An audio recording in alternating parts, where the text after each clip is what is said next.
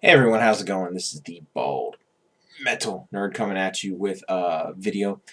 I figured I would talk about how I'm feeling, just, after these first couple of days of unemployment, how I'm personally feeling, and what I think is likely to happen or not to happen. Right now, it's around midnight, Sunday night / Monday morning. A little bit after midnight when I'm recording this.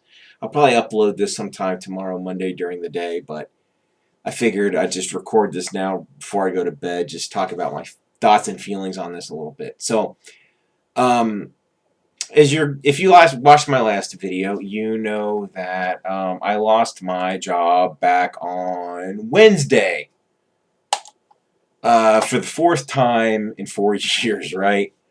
So,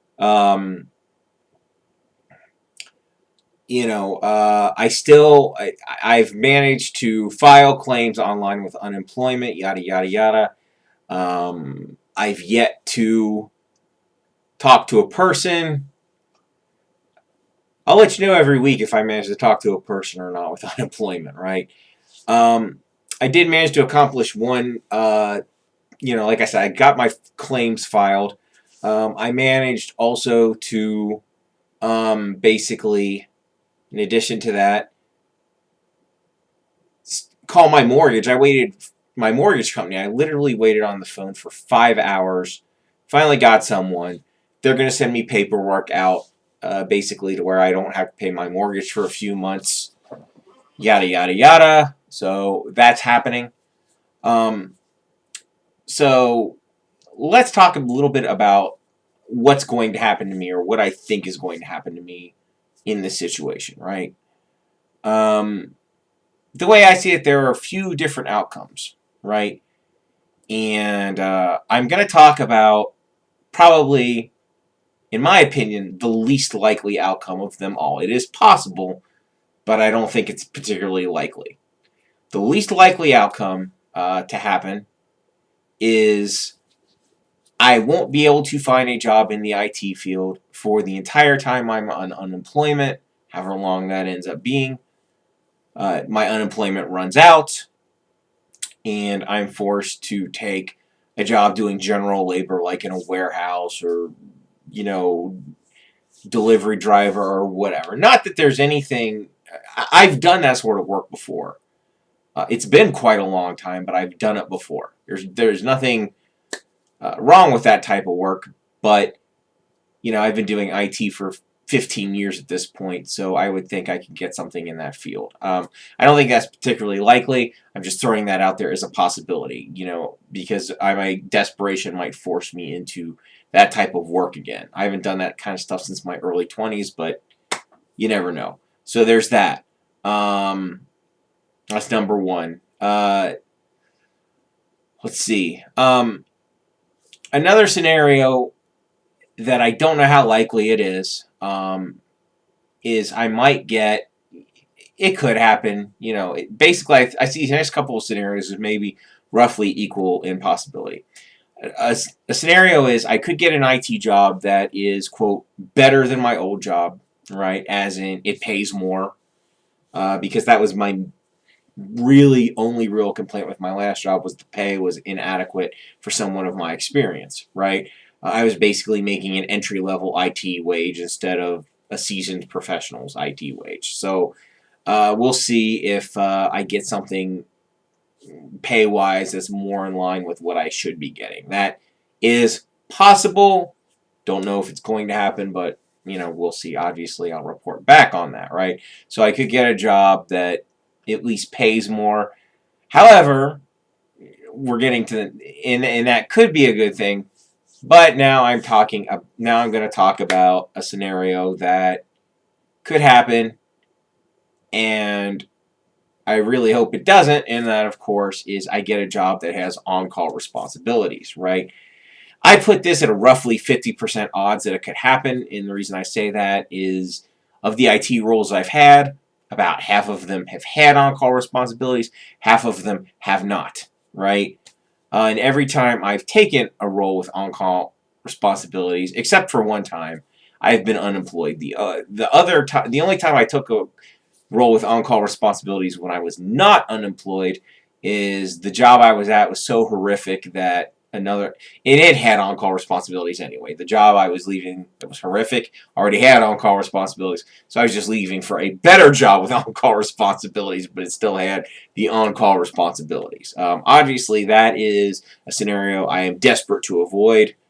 In fact, I'll take less money to avoid that if that's if I have two competing job offers and even if the on-call one pays more, I would take the one without the on-call. That's how much I despise being on-call. It is absolutely the worst part about being in IT, and I truly hope that I manage to avoid it, but I don't know if I will be able to this time or not.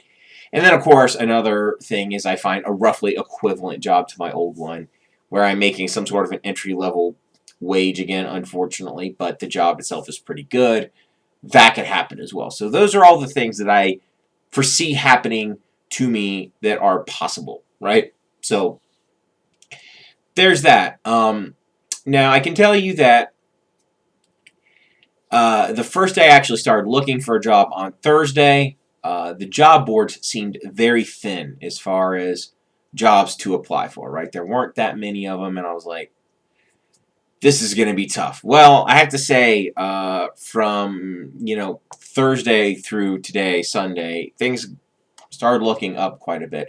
In fact, in the time I have been off work, I've already applied to 15 different jobs, and I did a little math on that, and spread over 4 days, that's 3.75 jobs a day. The average. Don't you love the way averages work? So we'll just say I'm applying between 3 and 4 jobs a day. That ain't bad.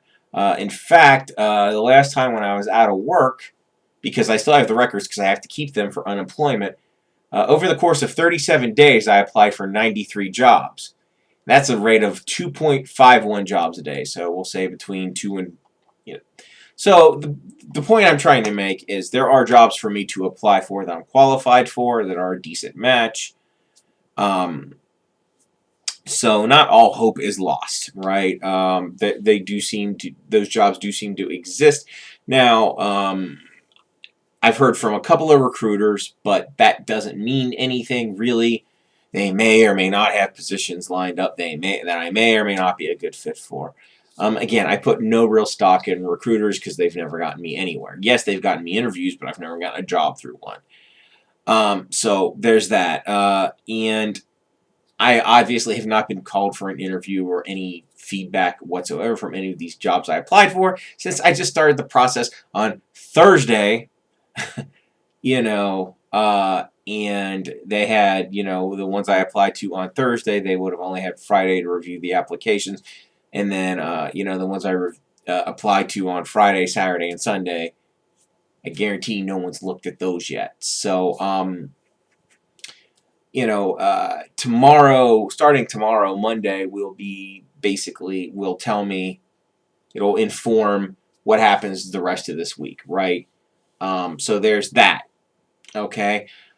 We'll see what happens. And lastly, I'll talk a little bit about, my financial situation. I got a paycheck from my former employer. I think I might get one or two more. I don't know. I'll have to look at the dates and all that to figure that out. Plus, my wife got paid, yada, yada, yada. So, thankfully, I was able to pay off, pay all the bills. Everything is current and up to date. In fact, I even paid off all the credit cards. So right now, I don't have any debt aside from my house and a car. The two biggies. But I've already applied for the aid on the mortgage to hopefully pause that for a few months. So I could be in worse shape, that's for sure. Time will tell how it'll go. Obviously, I think I'm going to document this week by week just to talk about it. And this first week was not a full week. I'll definitely grant you that. And I guess that's pretty much it. I don't really know what else to say about this. So To everyone else out there in this great, gigantic job loss, keep your chin up. Hopefully, we'll get through this coronavirus depression together. And by depression, I mean economic, not emotional. Well, if you are emotionally depressed, that's understandable too. So, yeah, that's pretty much it. You guys know what to do on the video. Do all the shit if you want to do it. That's pretty much it. As always, live long and prosper. Keep on rocking.